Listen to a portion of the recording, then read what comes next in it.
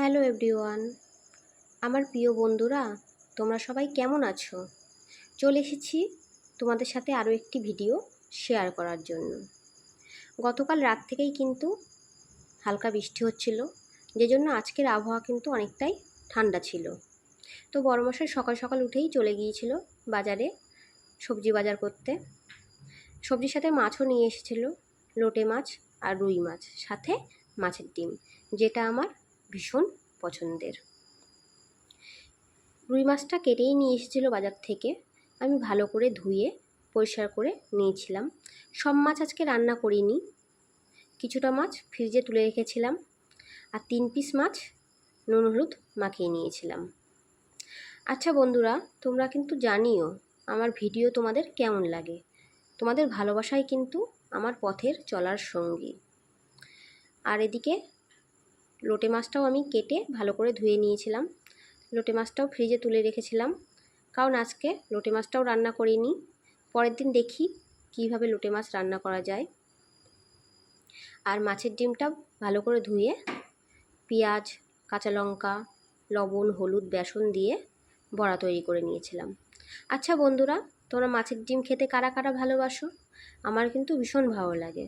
তবে মাছের ডিম খেতে গেলে আমার বাবার কথা ভীষণ মনে পড়ে, কারণ আমার বাবাও মাছের ডিম ভীষণ ভালোবাসতেন।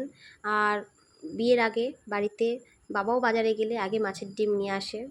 আর আমার বড়মশাই সেটা জানে, সেই জন্য ও বাজারে গেলে আমার জন্য আগে মাছের ডিম নিয়ে আসে।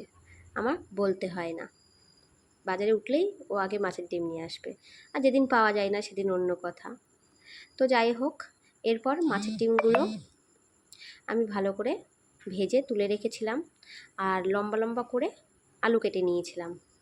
আলু দিয়ে ঘরোয়া মশলা দিয়ে ভালোভাবে কষিয়ে জল ঢেলে দিয়েছিলাম। এইভাবে রান্না করলে না, মাছের ডিমের বড়া এই আলু দিয়ে রান্না করলে খুব ভালো লাগে খেতে, অসাধারণ লাগে।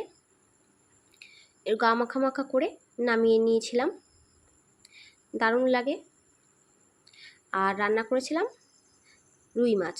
রুই মাছ ওই যে মশলা ছিল, মাছের ডিমের জন্য যে মশলা করেছিলাম সেই মশলা দিয়েই ভালোভাবে নাড়াচাড়া করে, মানে ঝাল ঝাল মতন গা মাখা মাখা করে করেছিলাম। টক দইটা ছিল না, টক দইটা আগের দিন চিকেন করতে গিয়েই ফুরিয়ে গিয়েছিলো। বড়মশাইকে বলা হয়েছে, দেখি কখন আনে, দুপুরবেলা কি সন্ধ্যাবেলা কখন আনে। আর এদিকে দেখো, পাপান কিন্তু এক মনে কি একটা দেখছিল, আসলে রাস্তা দিয়ে যারা যাচ্ছিল তাদের দেখছিল। তো আমার ভিডিও কেমন লাগলো অবশ্যই কিন্তু তোমরা জানিও।